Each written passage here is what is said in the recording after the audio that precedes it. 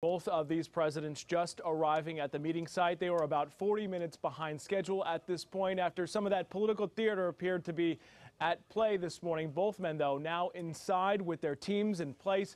The president's already tweeted earlier today he thinks that the U.S. Russia relationship has never been worse because of what he calls the witch hunt. Russia then tweeting back, it agrees.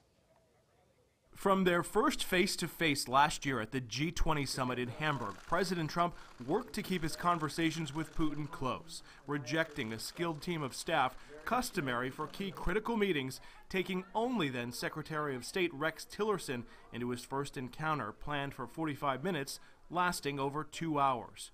Later, at a formal dinner, ditching protocol, meeting alone with Putin for about an hour, where they did agree on Putin's proposal for a ceasefire in southwest Syria. But as recently as last week, Putin's forces were breaking that ceasefire, as they have many times since that Hamburg meeting.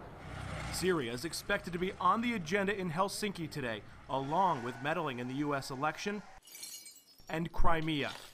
Again this morning, Trump plans to meet former KGB spy Putin alone before bringing in advisors. You'll be seeing him in a little while.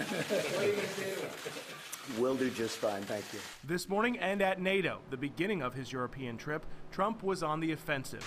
Germany is a captive of Russia because they supply. They got rid of their coal plants, they got rid of their nuclear. They're getting so much of the oil and gas from Russia. All right, live pictures right now inside the presidential palace. You see National Security Advisor John Bolton there right in the foreground as we wait to see both men surface and arrive inside this room for a photo op before they head behind closed doors for that 2-hour meeting where it's just said to be translators in the room. No one there taking notes. So that's the big question this morning. How will we know exactly what comes out of this bilateral summit with these two presidents if no one else is in there listening and recording it for the record? After this meeting is wrapping up, we then expect to see them both surface for the cameras for a joint news conference. That was supposed to start around 9:50 Eastern time this morning. But of course, again, we are running a little bit behind schedule this morning with both men arriving later than scheduled. So we'll keep an eye on this morning as it does unfold. We're live in the newsroom. I'm Anthony DiLorenzo, Pix 11 News.